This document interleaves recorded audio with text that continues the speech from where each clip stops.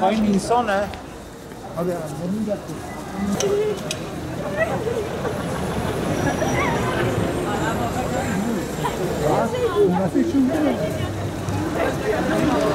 Yani bu kararı kim almışsa yanlış bir karardır. Sonuçta yani özellikle bölgemizde genelde Türkiye genelinde 20 milyondan fazla Kürt yaşamaktadır. Mesela yaşlılarımız var, Türkçe konuşmasını bilmeyen insanlar var.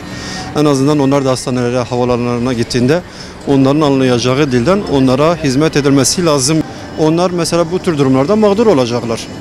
Yani bunun tekrar gözden geçirilmesi lazım. Yani eğer değiştirilebilecek bir kararsa yanlış bir karardır. Yani mesela Kürtçe dilini kullanan kardeşlerimizi de düşünmeleri lazım yani. Çünkü onlar da sonuçta bu ülkenin asli vatandaşlarıdırlar. Herkese yani Türkiye'deki tüm insanlara ve her dile aynı imkanı sunmalarıdır yani. Ayrımcılık yapmamalarıdır yani. Fark etmiyor. Kürtçe, Türkçe, Zazaca artık herkes hangi dilde kendini rahat ifade edebiliyorsa ona göre imkanlar sunmak lazım.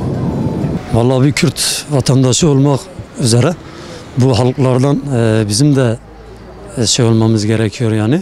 Sonuçta bizim bu ana dilimiz, biz bunu inkar edemeyiz. Bu her kurumda da olması gerektiği gibi olması lazım. Benim annem de zaten Kürttür, Kürtçe biliyor, Türkçe bilmiyor. Kendini dile getiremediği zaman mesela hastanede ya da bankada yazı yazarken zaten bunun zorluğunu çekiyor.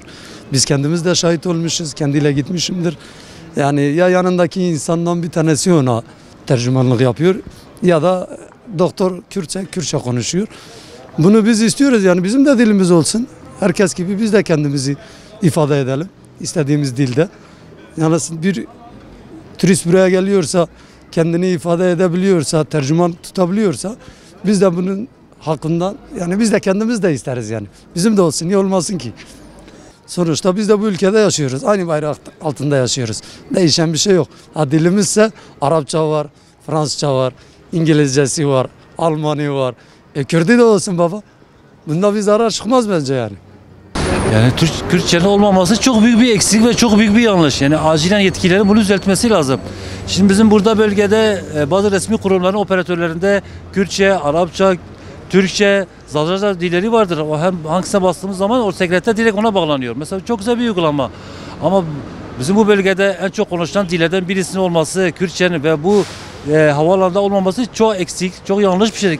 Yabancı gelecek ona danışmanlık yapacak birisini ama bizim burada bölgeden bir yaşlı amcamız, bir hastamız gittiği zaman eğer orada Kürtçe bilen kimse yoksa ortada kalacak. Hani Kürtçe bilen varsa zaten ona yardım edecek. Kesinlikle bu olmaz. Kabul edecek bir şey değildir. Kesinlikle olmaz. Yani bunu çok yanlış buluyorum. Yetkililerin derhal bunu düzeltmesini talep ediyoruz. Asla kabul edilen bir durum değildir. Mesela bizim burada hastaneler var. Yani yurt dışından bile hastaneler buraya geliyorlar. Kuzey Irak'ta buradan yurt dışına gidenler vardır. Yani, uluslararası havaalanı da var bizim burada. Mesela Elazığ olsun, Diyarbakır olsun. Peki bunlar geldiği zaman nasıl bunların taleplerini anlatacak, nasıl sıkıntılarını anlatacaklar? Kim bunlarla ilgilenecek, bunların sıkıntılarını giderecek, sorunlarını halledecek?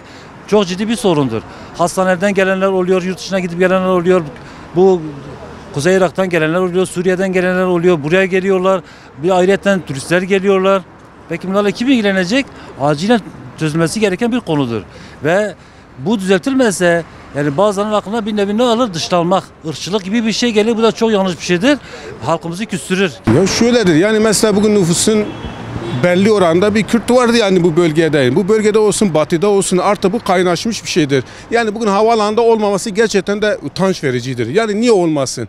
36 dilde var ama bir Kürtçe'de yok. Yani bu burada biraz yani bu artık bunu aşmamız lazım yani. Özellikle otobüslerde olsun, hastanelerde özellikle olsun. Bizim yaşlı vatandaşlarımız vardır. Kürtçe bilmeyen yani Türkçe bilmeyen vatandaşlarımız vardır yani. Bu konuda onlara yönelik bir çalışma muhakkak yapılması lazım. Şimdi şöyledir yani tabii ki mesela ya dili ben kendim seçmedim. Yani bu Allah-u Teala verdiği bir durumdur. Bu bölgede bu kardeşliğin tesisi için muhakkak Kürtçe dilinin de yani farklı alanlarda kullanılması lazım. Artık bunu aşalım.